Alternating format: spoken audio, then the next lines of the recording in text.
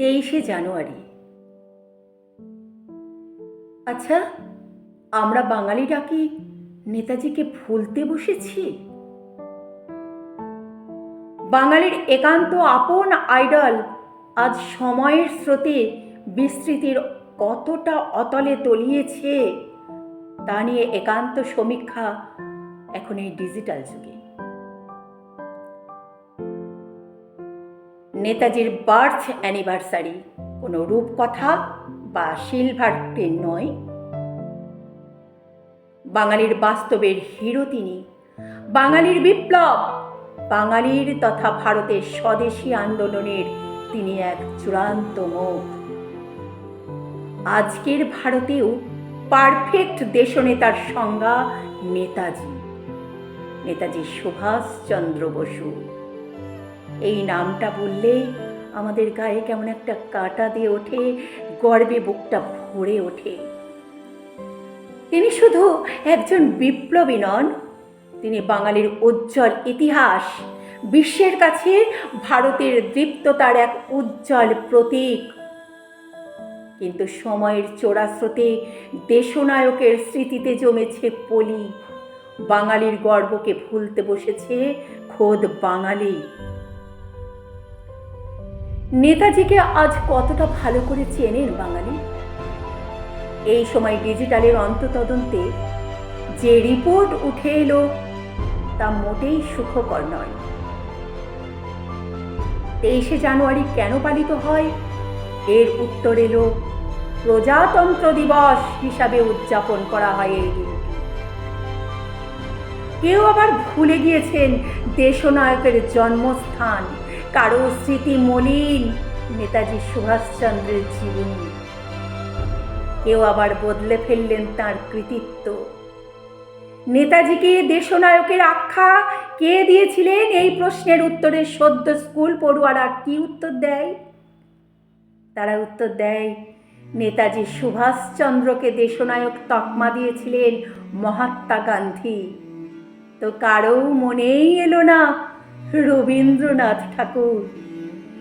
ধিক বাঙালি তোমাকে ধিক।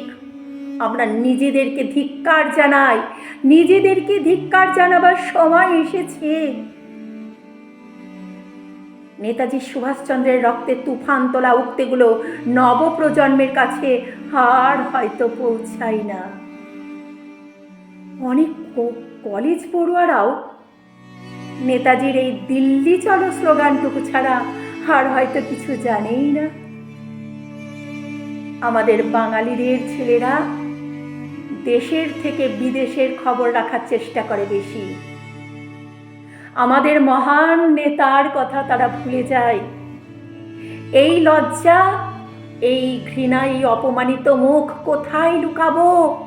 সাবধান হও বাঙালি, সাবধান হও। সাবধান হওয়ার সময় এসেছে।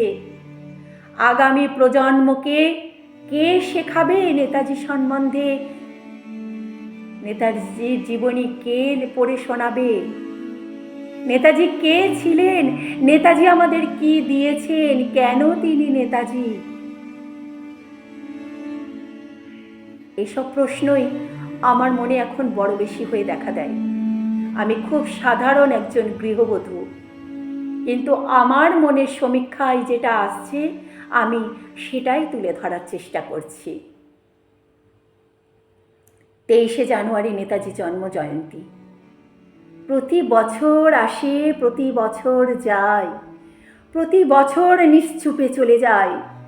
আর মঞ্চে রাজনৈতিক নেতাদের আবেগ নিয়ে দড়ি ধরে টানাটানি। 23 জানুয়ারির অধিকাংশ বাঙালির কাছে সরকারি ছুটির দিন, দুপুরে মাছ মাংস খাওয়ার দিন, আর আরামসে ঘুমানোর দিন, কিংবা নিক্কো পার্কে ভিড় জমানোর দিন।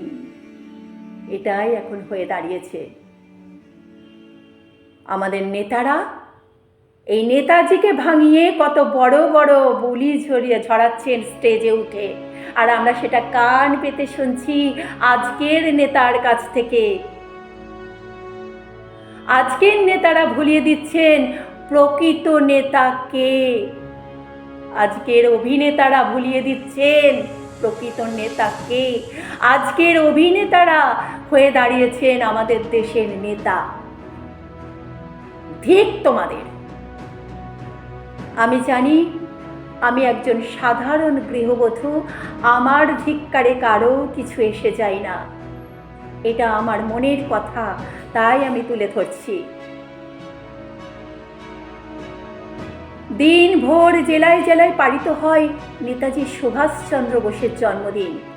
কোথাও নেতাজিকে নিয়ে শ্রদ্ধা জ্ঞাপনে চলল চূড়ান্ত প্রতিযোগিতা, কোথাও আবার অবাক্ষ মূর্তি প্রতিস্থাপন। নেতাজির মূর্তিতে আগে কে মালা দেবে তাই নিয়ে দুই দলের সংঘর্ষ। একই দলের দুই গোষ্ঠীর মধ্যে রেষারেষি, কিংবা অন্য দলের সঙ্গে এই দলের রেষারেষি। জায়গা করে নিল সংবাদ শিরোনামে আজকের নেতাদের নাম। তলিয়ে গেল আমাদের মহান নেতার নাম, তলিয়ে গেল আমাদের সুভাষচন্দ্রের নাম। কেটে গেল আরও একটা নেতাজি জন্মজয়ন্তী।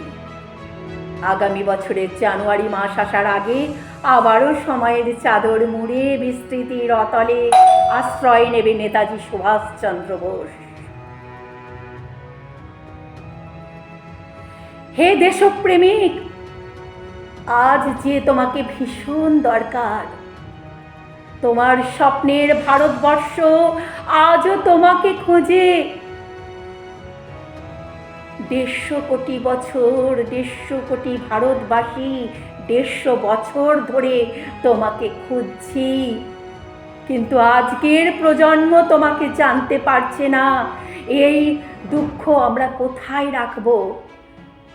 সেই অনন্ত পথের কিনারা থেকে ঠিক সেই আগের মতো দুঃখের দীপ্ত কণ্ঠে শুধু একবার বলে ওঠো, আমি সুভাষ বলছি, আমি সুভাষ বলছি, আমি সুভাষ বলছি।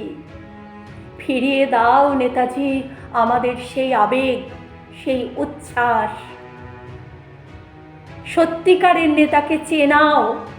আজকের অভিনেতারা নেতা নয়, এটা বুঝিয়ে দাও তুমি। সুভাষচন্দ্র, তোমার কাছে আমার করজোড়ে মিনতি, আজকের অভিনেতাদের বুঝিয়ে দাও নেতা কাকে বলে।